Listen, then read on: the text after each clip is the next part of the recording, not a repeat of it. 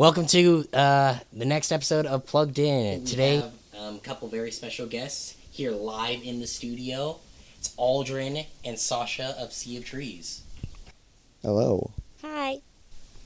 So, our first question for you today is just explain to us how you guys met and how the band got started, you know, not just you two, but the whole band as a collective. Okay, well, we were in another band together, and that band broke up due to creative differences, and like 80% of that band moved on and became Sea of Trees. Yeah. They didn't break up. They're still going. But yeah. Okay. And basically, we got my friend Jaren to play drums to replace that part, and then Sino singularly played guitar while Jesse played bass for a little bit, and then we got Garrison like a month after. Like pretty quick. Yeah. So we got him like a month after, and then that was like we were six piece. And then Jesse retired from the military, so we moved up to Portland, so we lost him. And then Garrison went up to school in, I don't know, what was it? Northridge. Yeah, it was Northridge. Yeah, and then perfect timing, our my old best friend Tyler moved back down to San Diego from Washington, and now he plays bass in the band, so we're a five-piece now. So, Nice.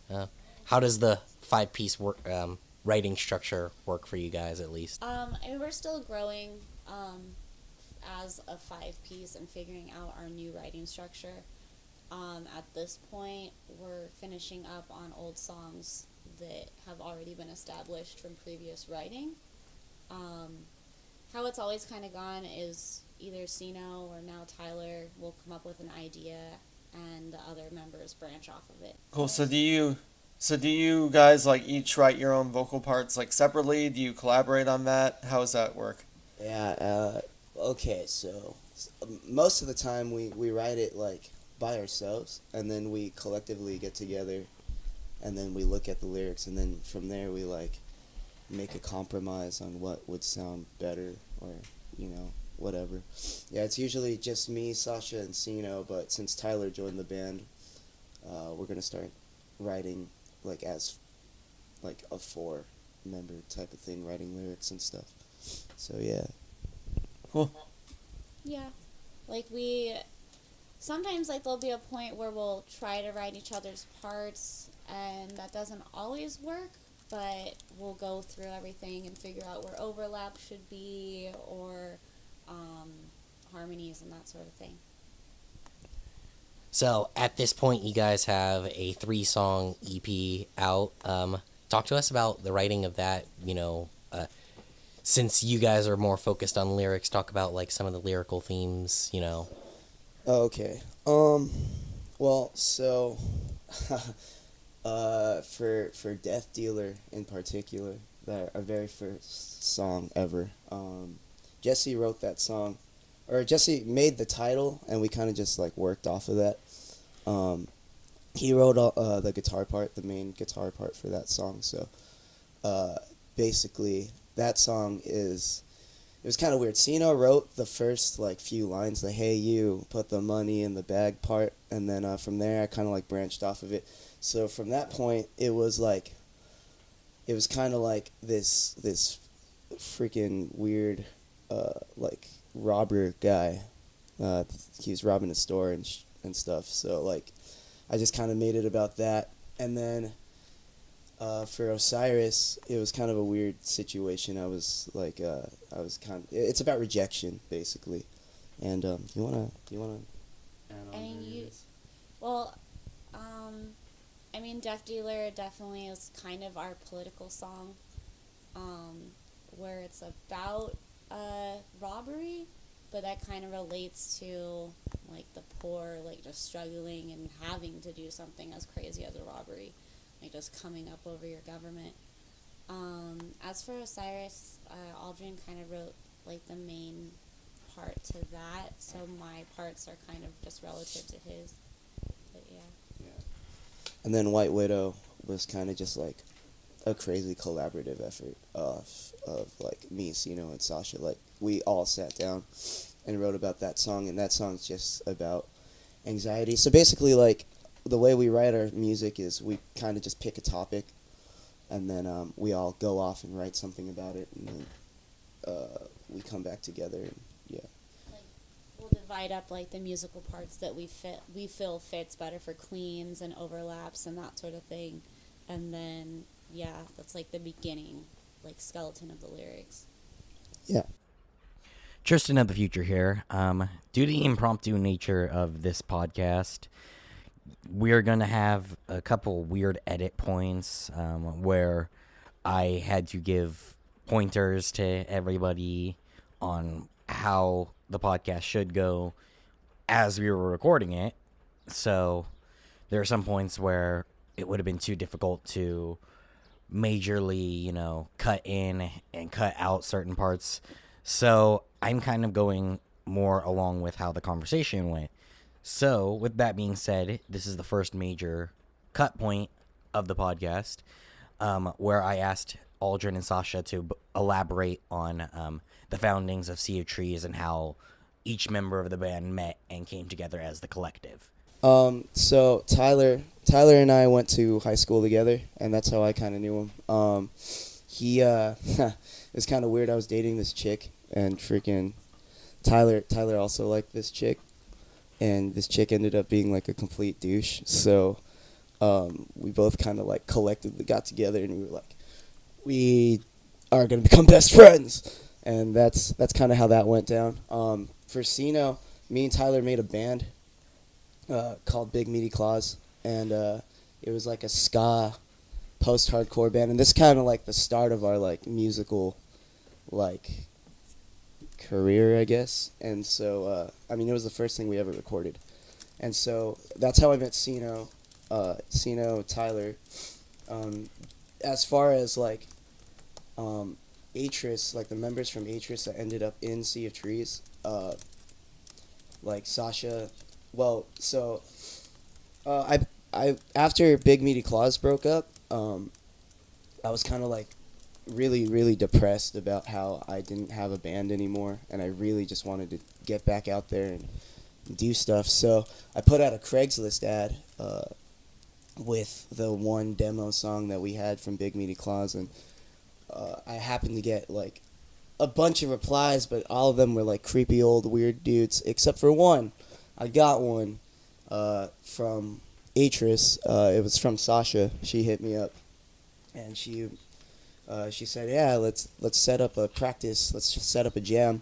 And she sent me their ad as well for Atris on Craigslist, and it had a little thing. It was like, "Yeah, we're also searching for another guitar player." And I'm like, "Well, shit, I know another guitar player. I know Sino." So I got Sino on board with that. We ended up going to the first practice, and we met everybody. We met Sasha, we met Jesse, and the other two members. And so, it just kind of like went off from there. Yeah, I mean, with Atris, like we kind of went through a struggle with guitarists and screaming vocalists for a while.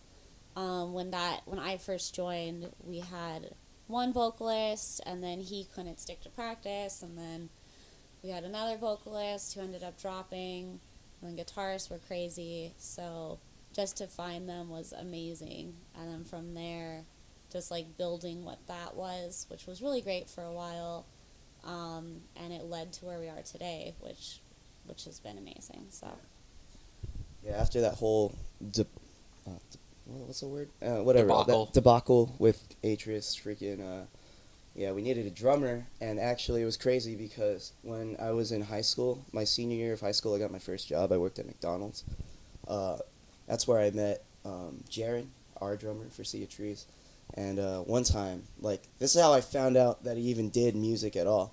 He comes around outside. I've never seen him outside of his freaking, like, McDonald's uniform, right? He comes in to work, like, to order food, and he has a Chunk No Captain Chunk shirt. And I'm like, yo, dude, I totally listened to that band. I didn't know you would. But whatever. And so he was like, yeah, dude, I love them. And, like, dude, we should go to shows together or whatever. And we're like, yeah, dude, most definitely. He's like, yeah, I'm in a couple of bands. He was in 5 at the time. I was like, dude, that's nuts. And he's like, yeah, I'm a drummer. And I'm like, yeah, for sure. So when I was in Big Meaty Claws, I kind of like told him about that, and he kind of like helped me out as a musician and how like I should move forward from there. And from that point, I was like, dude, I really want this guy in one of my bands. Eventually, I really want to like jam with this dude. And so, yeah, like eventually, it just came to the right point where like after Atris, after all that stuff, Jaron just happened to be in like a couple of projects, so he had room to like fit us in.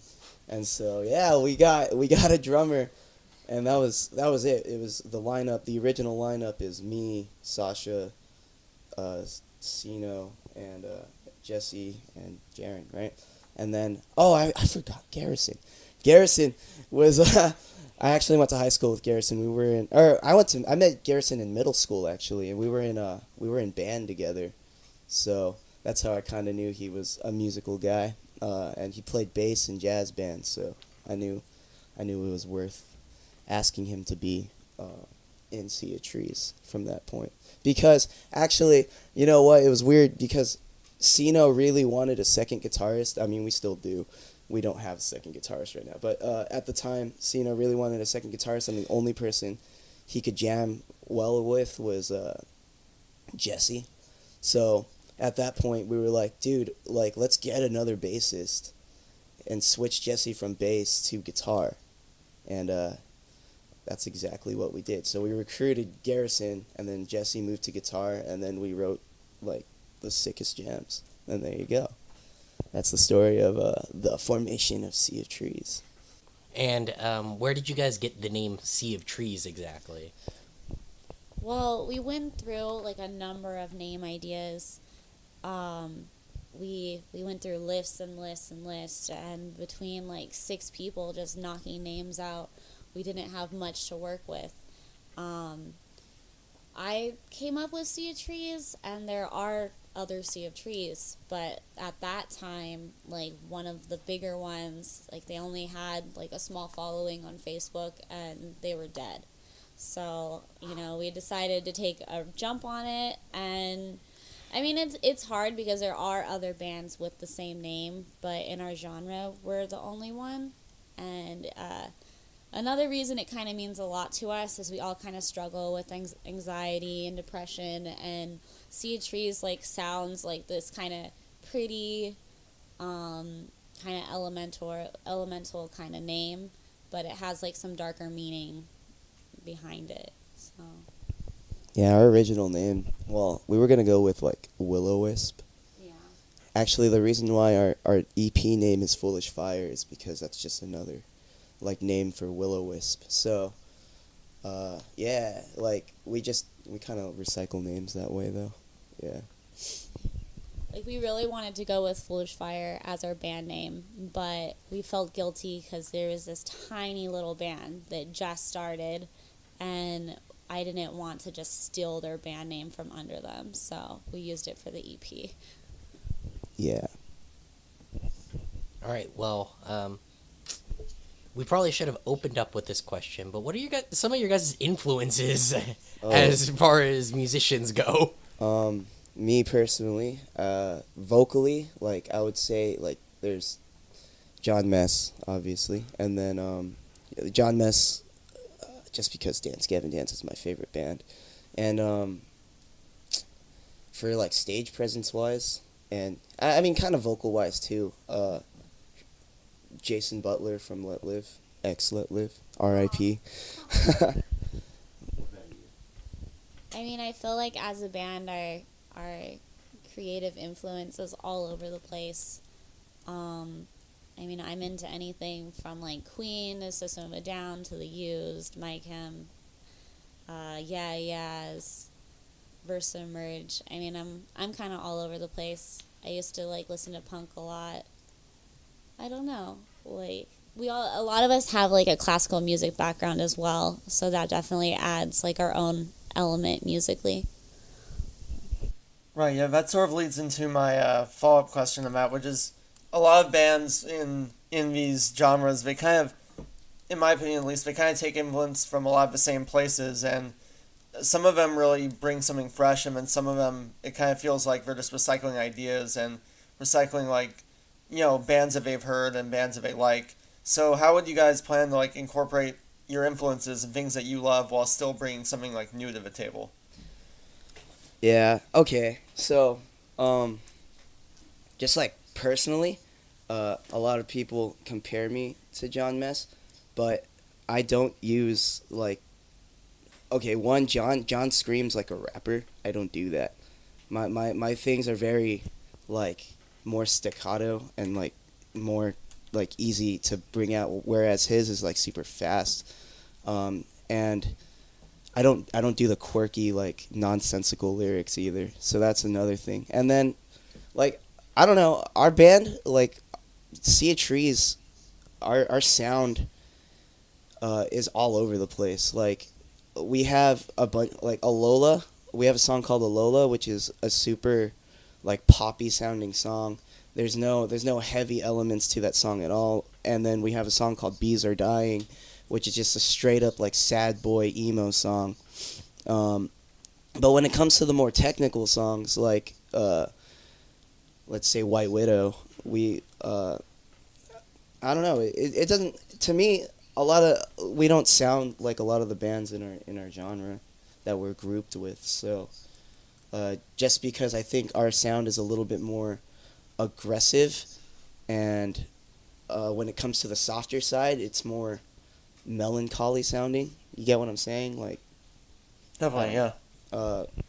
Yeah, a lot of the clean vocalists in this genre do kind of tend to go for a like poppier sound, and I think Sasha brings more of an emo sound to the cleans than the poppier stuff, especially from what you'd expect from a female lead like clean vocalist in a band like in this genre. Yeah, I mean, I would definitely agree with that. Like, I'm not huge on, like, pop music and pop singing. I mean, even when I sing classically, it's, like, I'm a mezzo-soprano. So I definitely go for more melancholy and more rich sounding. Like, that's kind of my goal. I mean, I'm open to singing poppy. Like you said, Alola is, like, pretty happy. But that song was definitely a huge struggle for me to write to. Out of my element a lot. Writing style wise.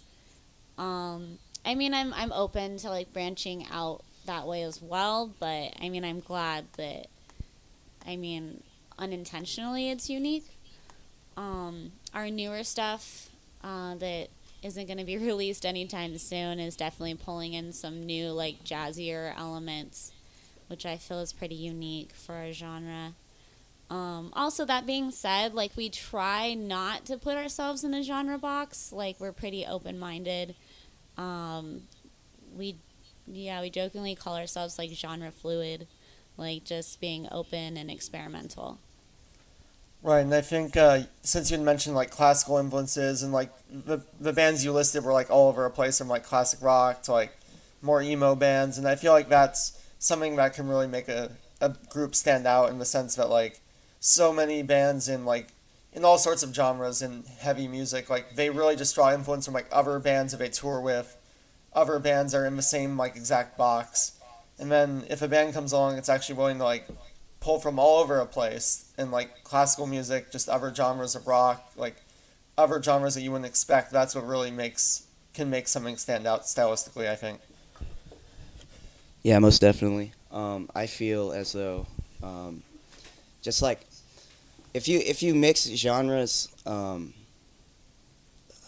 like a lot, you're never gonna be like categorized as just like a specific genre, I guess, because like at this point, like Sea of Trees is writing like I'm gonna start playing sax in Sea of Trees, and like Tyler brought an entirely new element to our band, making it a little bit more funky and making it like a little bit more jazzy. So like one of our new songs that we're writing right now has like a breakdown in 13/8. So like only like a prog jazz musician would even think of doing something like that. But the other thing though is like with that, like, there's a lot of bands who would go for that progressive 13/8 type of thing, and it would kind of just be like chugging in 13/8. You know what I mean? Whereas Tyler, the way he wrote it is like a funky 13/8 part. So you get like a little bit more emotion from it rather than like just kill each other to this part of the song. Yeah, it's Right. not like a heavy breakdown. It's a funky, like, dancey type of breakdown. So I think when you incorporate stuff like that, like if you incorporate like danciness with like progressiveness, you can't be a stagnant genre band. I think, you know what I mean? Like, Yeah. so yeah, I might just be spewing stuff out of my ass, but whatever.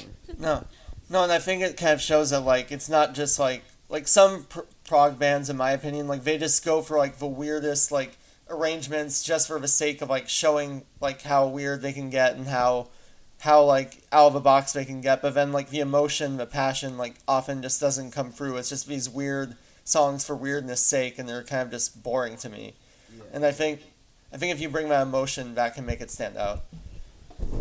Definitely. Yeah, one of the things, like, Zach Guerin from Strawberry Girls, he posted this thing once. He was like, yeah, it's not about, like, music isn't about being as technical as you can. It's about, like, making you feel, and, like, sometimes simplicity or just, like, having a general, like, good melody is what makes a good song. And to just, like, spew out, like, a 13/8, like, chuggy, bullshitty part just for the sake of doing it, like, I feel that's dumb. But if you do it and you make it so that people feel something, and I don't know, it's just, and you make it different, like you make it like a funky breakdown, like you don't get that very often. So I don't know, I think that's how music should be written.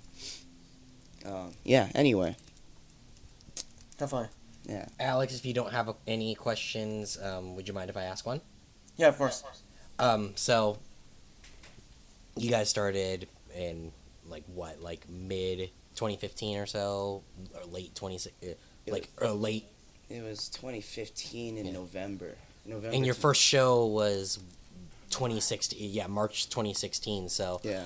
tell us about how like that rise from, like going from playing shows with your old band Atris to now, kind of coming out and playing shows as Sea of Trees, and now, transitioning into going on your guys' first, West Coast tour, coming up in August. Yeah. I mean, in a way, like, it's kind of not fair as a new band, the head start we had. Being an Atris, I already had connections with a lot of promoters. I'm cool with the people down at Chain. Like, we have, like, friends all over the place. So our very first show was, like, a third spot, like, at a Chain show. What was it? Like, A Lot Like Birds. Yeah. It was Stolas. Like, it was a big show, and we jumped right on without any issue, without having to do, like, a pre-show or anything like that. Yeah, and I mean, you guys basically headlined the local acts for that show. Yeah. And it was an amazing show. Probably still, like, one of my favorites. It was our first and last show with our full lineup. The next, like, week, our guitarist ended up leaving for Portland. But, yeah, it was an amazing experience just being all together, even if it was just that one time. Talking about tour, like, we are heading up to where our guitarist lives, and he's in another band, so we're hoping maybe to do, like, where he jumps on or something. We're not sure yet, but it would be amazing to have that feeling again, especially with our current bassist. But, Yeah, like, so from the point of like where we started, like right after Atris, like it was kind of weird because there was a lot of drama after that. So and the writing process took a little bit longer than I wanted, but it was mainly mine and Sino's fault though, because we weren't a full force in Sea of Trees, like, from the get-go. We were still in Atris at the start of Sea of Trees, but we ended up quitting, like early on. But, yeah, it definitely made it, like, a little stagnant, though, because, what was it? Like it took a while for us to collect, like, make songs. Our very first show, we had 5 songs written, and that was what, from November to March, so that took a little bit. I mean, at least we took our time with it. But in any case, yeah. So from that first show, like, it just started moving, man. We got shows back and forth. We started writing a lot more, and like, it was weird. We played with Idola in San Diego and House of Blues. We played with Hail the Sun. Like, we just kept moving. But when Jesse and Garrison left, though, man, we took a beating out of that. Like, luckily Tyler came around. He learned all the bass parts super quick, and he even incorporated his own stuff into those old bass parts. So, and like, moving forward from that, like, I mean, I think I'm kind of rushing through this, but like, I feel like the Jesse Garrison era of Sea of Trees was kind of like short-lived in comparison to where we are now. Yeah. But like, the EP was recorded with Garrison and Jesse wasn't there, but he recorded his parts separately. The EP, from the point of releasing the EP, things were picking up even more, and now we're going to be going on tour with the new lineup. So, like, yeah, things just moved really quick for us, I feel. Yeah. I mean, they move quick when we put in the work. So if we're stuck on something, we could be stuck for a minute, and that sucked. But luckily, we've been able to overcome, like, all those hurdles. We ran into a lot of trouble with this EP. Even just getting it done, we did it all on our own. Mixing, like, our guitarist handled it, and it was his first huge project. So, I mean, we're happy with the outcome. Like, it was our first big thing to all do together, but we definitely, like, need to grow from that. So, and it did hold us up a bit. Like, we were working on the EP for like 6 months. It took forever, like, between recording and releasing it. But yeah, once we did, like, stuff has been moving in the direction that we want it to again.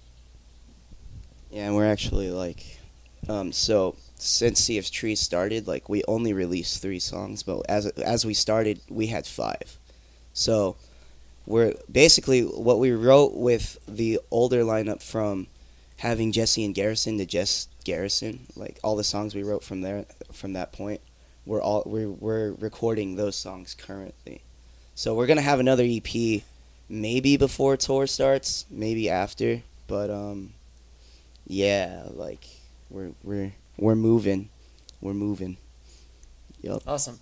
Yeah. So, going off of that, like, now that you guys have a new lineup and I'm guessing you're starting to write music with that new lineup, how is the process different, and, like, how is the music, how would you describe, like, how the music has changed from the old lineup? Oh, it's definitely more technical, because Tyler is, like, an all-around, like, crazy musician. He knows how to play, like, everything, and, like, he's just writing these crazy songs for us. Meanwhile, Sino, who wrote all the, like, more technical songs already, like, he's writing more and more. So the difference between then and now is just basically, like, our songs are gonna be kind of more structured than they were, like, previously, and but a lot more technical, and a lot more jazzy in that sense, that, like, Tyler brings. And it's gonna be more funky. Yeah, the new lineup just brings, and I feel like, a totally different sound from when we started. So yeah, and you know what, you guys probably won't even hear that until after this next EP, because we're putting out the other old songs first, and then we're gonna record all the newer ones that we wrote with Tyler. So yeah, but yeah, completely different sound, I feel. I mean, I wouldn't say, like, completely different, but definitely, like, a huge growth in the jazzy side and the funky side. So it's definitely fun. Like, I love our direction a lot. I'm super excited about it. Well, tell us about that tour that you have coming up. Like, who are you going out with? How's it working? You know, what dates are you going to be where? Okay, well, we're heading out August 2nd. We're starting in Anaheim. We're playing at, what is it, Pizza at the Park? Yeah. So I guess they're trying to kind of amp up the venue side of the pizza place. So it's Parks and Rock now, but I don't know if that's caught on. From there, like that same night, we're going to be driving up to Sacramento. We're gonna be playing Cafe Colonial. Yeah. And then after Cafe Colonial, we don't actually have like the locals known yet. Actually, that's a lie. Our OC date is gonna be Swim Gustavo and the streets we used to walk. So I'm really excited about that. But then after that, we're going to Sacramento for Cafe Colonial, which has no locals yet that I know of. And then we're going straight to. Yeah, we're not booking the locals. We're going to Portland after that, right? Yeah, Analog is on Friday. Yeah, so then the Friday of the tour is at Analog on the 4th. So far, we know we're playing with our old guitarist's band, Honeybender, and they're super cool, like mathy, kind of indie. He actually plays drums for that project. And then Seattle's the next day, and that's just going to be the three of us. It's this cool, like, cafe racer or racer cafe. It's kind of like an old, like, rockabilly style, like, coffee/bar club. So that should be really fun. It's our only 21 and up date, which I try to avoid. I feel like our fan base kind of varies in age. But, you know, you get what you can get for tour dates. So, and then we're taking a day off, kind of. So we're going from Seattle to Fresno, which is a crazy drive. So we have a day in between. Fresno, I'm not sure of the openers yet. All I know for Fresno is Neon Accents, which is Spencer Nichols' band. You know Spencer? I've seen the name. Okay, Yeah. He's a really cool guy. Yeah, we're gonna be playing at this venue called the Mark out in Fresno, and apparently it's like a wrestling ring. Oh, nice. We're gonna instead of a stage, so we're gonna be playing on a wrestling ring. I'm really excited about that one. That's pretty cool. Yeah, it's pretty rad, dude. I'm stoked. And then after that, I think like we're going. Okay, well, I'm in the process of booking a venue in LA. It's Bridgetown DIY. La Puente is not LA. Oh, it's not LA. It's not. Just kidding. La Puente is a different area, and I didn't know that. I just think all you guys north of San Diego are LA. Anyway, yeah, we're trying to get Bridgetown DIY. But if that falls through, we do have a backup, which is. I'm not sure where it is. It's Color Till Monday's guitarist's hometown. So. Okay. And then we're going to come back to San Diego on the 9th. And 2 days after that, we're going to celebrate our homecoming by playing a house show at my place. And it's going to be lit. And then we didn't really say who the two bands are that we're taking on tour with us. It's going to be Color Till Monday. They're like an alt-rock band from San Diego, from where we're from. And their drummer is also our drummer in Sea of Trees. And yeah, they're just super cool guys. They're really nice people. And then the other band that we're taking out is our bassist Tyler, his project called Goosey Gray. And that project consists of Sino also. So basically it's just like the Sea of Trees branches. Extended family. Yeah, exactly. Yeah, we're Damn, that would have been a really nice like tour name, dude. Like, I was thinking the Branches tour. Dude, I was Family tree. I was thinking that, but then I was like, nah, that's so corny and stupid. But then I was like, I'm not gonna pitch this idea. I pitched it to Sasha, and she was like, she just roasted me, dude. I like responded with every single forest and tree plant pun that I could come up with. Made me feel like trash. I was like, I'm never thinking of name ideas for this band ever again. In any case, yeah, that's gonna be our tour, and we're super stoked about it. Hopefully, I get the Bridgetown DIY, but we're playing like the Analog, man, which is super like it was really cool. especially the way we booked that. I guess Sasha knows Joey and Tim from Icarus the Owl, and they kind of pointed her in that right direction. But like, I guess the Analog is like a really big venue in Portland. Yeah. Yeah, yeah. So I'm like super. Actually, the person who told me about that venue was Carlo from Stolas. So, like, I'm hoping for a really good turnout, because I think like if it's a big venue for our scene in Portland, I think we'll have a pretty good turnout there.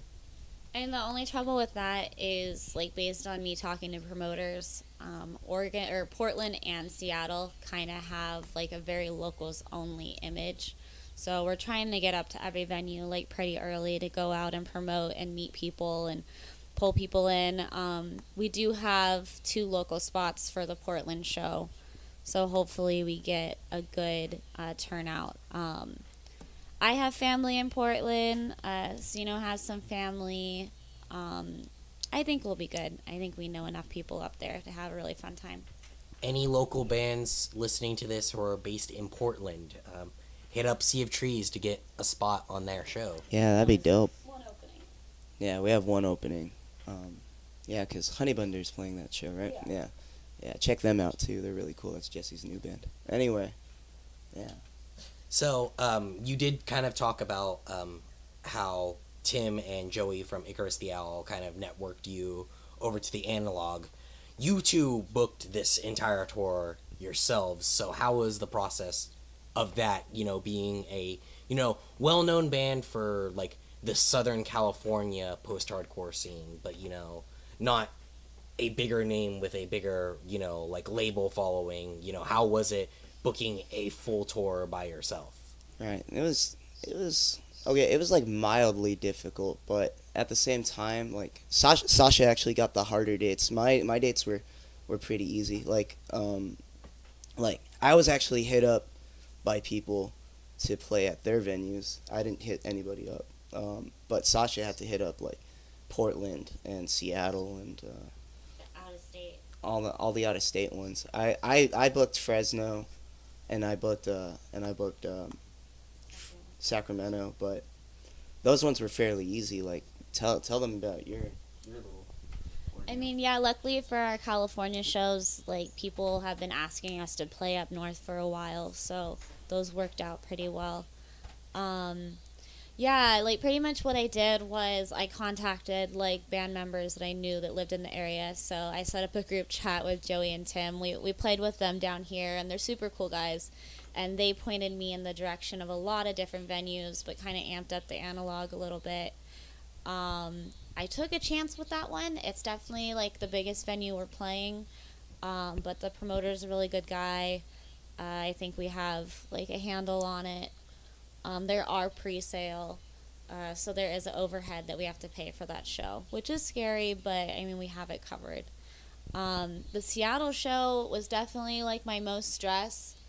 I booked something, like, out of the gate. I'm part of this, like, DIY tour page, and right away they're like, yeah, let's get you on, like, this show that we have, and it was a house-based venue, so I was super excited. I'm like, there's gonna be a house party on Saturday, it's gonna be amazing. And then, like, a month into booking the tour, like, the dude contacts me and canceled. I'm like, dang, like, what am I gonna do? So I pretty much contacted, like, every single venue recommended, and every single venue said they were either booked that day or they don't book tours or whatnot. So I ended up kind of skipping the promoter route, and instead of contacting promoters, I started contacting, like, obscure cafes. And I actually just did it this past weekend, so a week ago, because we were just like, what are we going to do about Seattle? Like, we need a date for this now. And within, like, 2 hours of contacting, like, the Cafe Racer, like, they got back to me. So I'm a little disappointed because that's 21 plus, but it seems like a really cool place, and I'm excited to play there. So, yeah. Alex, did you have anything to ask?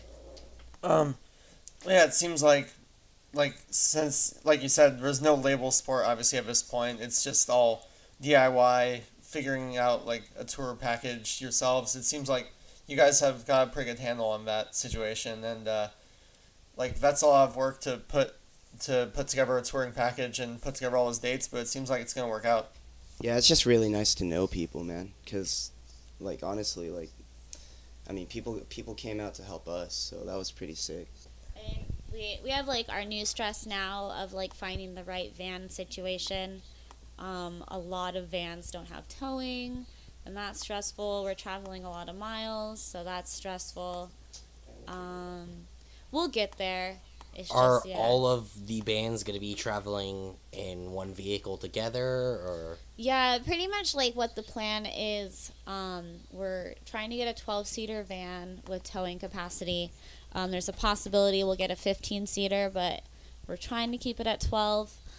And then most likely we're having another car drive up with us, but that's not 100% yet. So that way we'll have like another vehicle to like bounce around between venues and promotions and that sort of thing. All right. Well, Alex, did you have any final thoughts at least? Not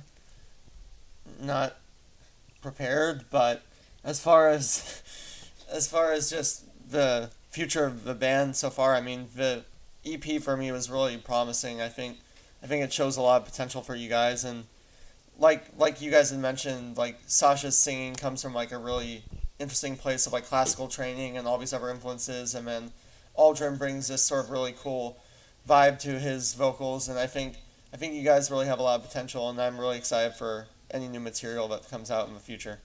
Thank you. Thanks, man. That means a lot. Yeah, we're super excited too. So, just real quick, going back to the headline, to the fact that you guys are headlining this tour, how did you guys go about picking a set list of, like having songs that, your 3 songs that people are most likely going to know, and then, kind of weaving in the newer tracks that you guys have written? Well, when we originally decided like on doing this tour, the plan was to have the new EP out first. So we're definitely going to be playing everything from that EP. That's 5 songs, right? So we have the new EP is 5 songs, and then the old EP is 3. So that puts us at 8. It puts us at a pretty good set for headlining band. We're also working on like 3 other songs. Maybe we'll get them done by then, but yeah, basically like we're playing all of our songs is what's gonna go down. So yeah. All of our recorded material anyway. So are you guys gonna learn a cover so you can bust that out just in case you get encored? Or dude, we've been considering a cover, but I mean it's just so hard. I think Jaren doesn't like covers, 1, and then 2, it's just really hard to agree. Oh yeah, definitely. Like, especially because like we all listen to so much different shit that like it's just so fucking hard, man. Like there's like what was it, like Sino and Sasha were like, yeah, we should cover Melanie Martinez, and then Tyler was like it was Sino's idea. Okay, don't just put it on. No, it was Sasha. Sasha was like, we should do that one Cry Baby. I don't even know. Cake is good. Irrelevant. Anyway, yeah, it's not. Yeah, we'll see. We'll see. I know that we have a few surprises coming out. Coming up on tour, so it's gonna be crazy, man. Yeah, we're just. Yeah. You guys should pull the Johnny Craig and do the obvious Justin Bieber cover. I mean, everyone wants that. I don't know. And we've talked about making like miniature acoustic sets just for promoting, so that's always a possibility. Yeah. Like a 3-song acoustic. Probably just acoustic adaptations of like our current music, but who knows? Yeah, we'll play them twice. One acoustically, the next one like normal. I mean, like Taking Back Sunday does that, so it's fine. Yeah, well, we're not Taking Back Sunday, and neither do I. I don't even want to be. So whatever. Okay, In any case. Yeah, it's time to stop blasting bands that are bigger than you on this podcast. What if I wanted to get Adam on this podcast? You fuck. No, dude. No, I don't hate any of those bands. I just don't listen to them. That's all. And I'm just I'm a shit talker. but I don't mean any of that shit, so it's okay. So, yeah.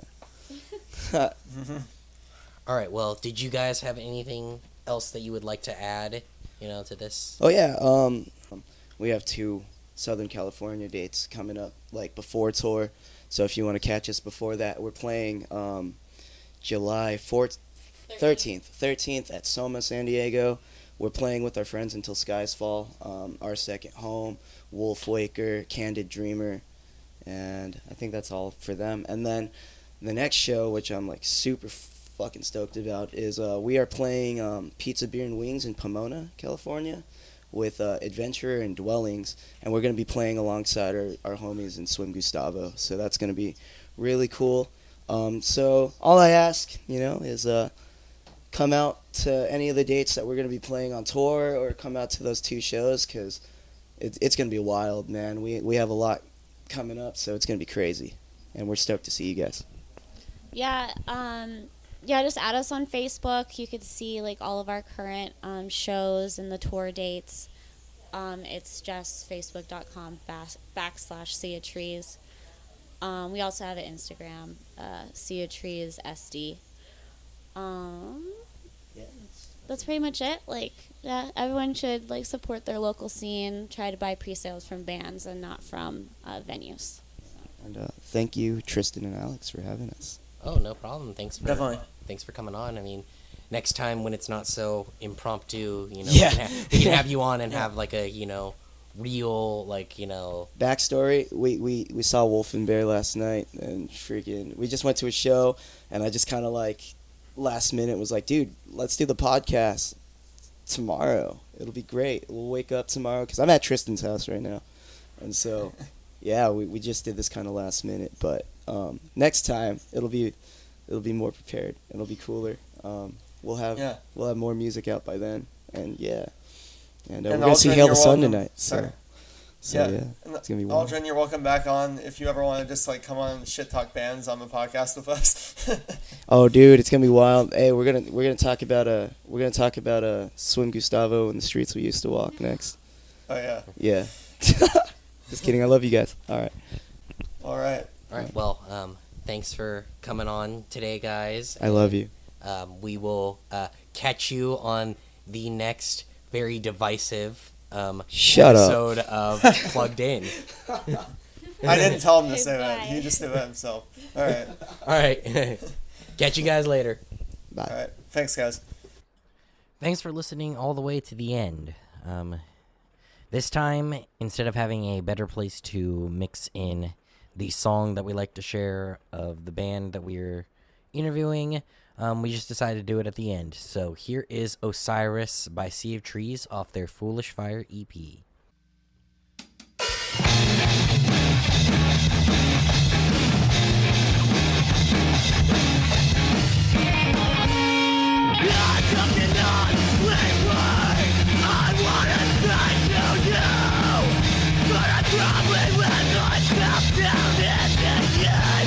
Probably for the best love.